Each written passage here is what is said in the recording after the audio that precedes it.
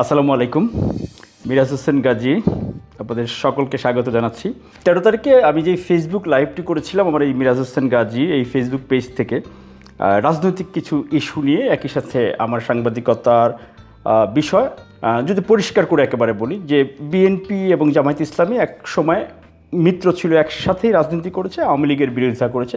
তাহলে এরা কিন্তু সবাই সব দলের বন্ধু ছিল। তখন কিন্তু বোঝাও যেত না কে জামাত ইসলামী কে বিএনপি, তখন সবাই বিরোধী দলের বা বিএনপি মনা এরকম বোঝা যেত। কিন্তু এখনই যে জামাত ইসলাম আর বিএনপি যখন পরস্পরের বিরুদ্ধে, বা এই যে আমি আমার ফেসবুকে যেটি দেখি যে আমাদের জামাত ইসলামের সমর্থক কিছু কয়েকজন, আমি আবার বলছি সবাই না, কয়েকজন বন্ধু যারা এই যে ঢালাওভাবে এই ক্যাম্পেইনটা করছেন, কোনো কিছু হলে দালাল চাটুকার মিথ্যা, মানে এই যে বলা, তখন বলেছিলাম ওই লাইভে যে একটা পর্যায়ে দেখা যাবে যে জামাত ইসলাম আর বিএনপি নির্বাচন করে ক্ষমতায় গিয়ে পাশাপাশি গাড়িতে ফ্ল্যাগ নিয়ে এরা সবাই যাবে, তারা নেতারা কিন্তু মিলে যাবে, পাশাপাশি ফ্ল্যাগওয়ালা গাড়ি নিয়ে মন্ত্রী উপদেষ্টা এমপি হবে। তাহলে আপনারা কেন এই বিরোধিতা বা এই বিদ্বেষমূলক আচরণ করবেন সেটি বলছিলাম। মজার ব্যাপার হচ্ছে আজকে আমি ফোন স্ক্রল করতে করতে ওই ধরনের কয়েকটি ভিডিও পেয়েছি, অর্থাৎ জামায়াত ইসলামী, বিএনপি, আরও যেই রাজনৈতিক দলগুলো এখন অ্যাক্টিভ আছে সব নেতারা একসাথে খুব মজা করে বড় বড় মাংস, পোলাও, কোরমা, খাবার দাবার, ইফতারি, ডিনার পার্টি করছে, কোলাকুলি করছে, মানে করমর্দন, গল্প গুজব, আড্ডা, হাসি ঠাট্টা, কত কিছু, দোস্ত বন্ধু যেরকম হয়, তারা এক টেবিলে বসে খাচ্ছে। ভিডিওগুলো দেখেন, মজা পাবেন। গল্প করছে, কত সুন্দর তাদের।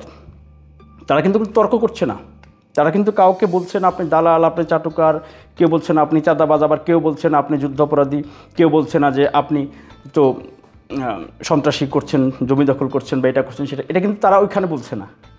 রাজনৈতিক মঞ্চ হয়তো একবার বক্তব্য দিয়ে ফেলেছে, সেটি আমাদের সমর্থক কর্মী বন্ধু আমরা যারা আছি তারা সেটি নিয়ে বলেই চলছি। ঈমান নষ্ট হচ্ছে আপনার, পাপ হচ্ছে আপনার, গীবত করা, পরনিন্দা পরচর্চা করা সেটি হচ্ছে আপনার বা আমার, আর তারা কিন্তু ঠিকই মিলেমিশে যে খাওয়া দাওয়াগুলো করছে, এটি একটি বিষয়। এটি বলছিলাম, এটি মিলে গেল। একদিন পরে আমি ভিডিওগুলো কেমনে আমার সামনে চলে আসলো সবগুলো, কেউ আমাকে পাঠাইছেন কেন নাকি আমাকে মেনশন করে দিয়েছেন সেটি জানি না, কিন্তু এটি তারা কিন্তু এই বাস্তবতায় তাদের রাজনৈতিক কর্মকাণ্ডগুলো তারা এটি করছেন। তাহলে আপনি কেন বিদ্বেষমূলক কাজে করবেন, এটি একটি বিষয়। আরেকটি বিষয় হচ্ছে যে এই যে ধরেন দালালি করা বা চাটুকারিতা করা বা চামচামি করা, এটা যেটা, আরেকটা হচ্ছে আরেকজনের বিরুদ্ধে বলা, পরনিন্দা করা, পরচর্চা করা, গালি দেওয়া, বকা দেওয়া, তাই না, বাজে ভাষা ব্যবহার করা, কোনটা ভালো?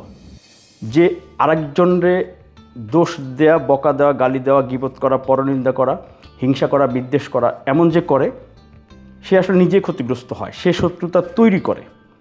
কিন্তু কিন্তু ওইটার চেয়ে কিন্তু এইটা বেশি লাভ। আমি যদি আপনার বদনাম না করে শুধু আমার প্রশংসা করি, ধরেন দালালি করি, যদি আমি দালালি করলে এটিতে কিন্তু আমি কারো বিরুদ্ধে বলছি না তো, তাই না?